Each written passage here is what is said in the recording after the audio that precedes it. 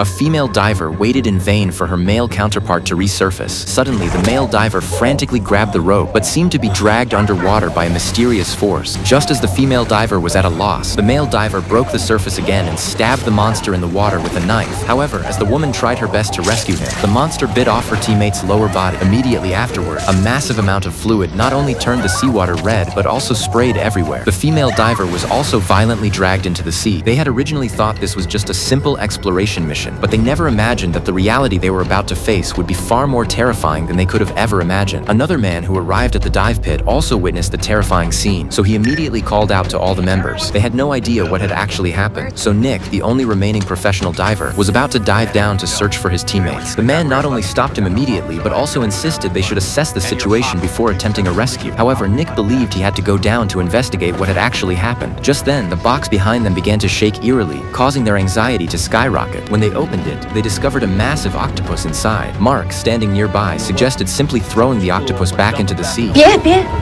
不要伤害它。 Parmit, take it to the lab. She's right.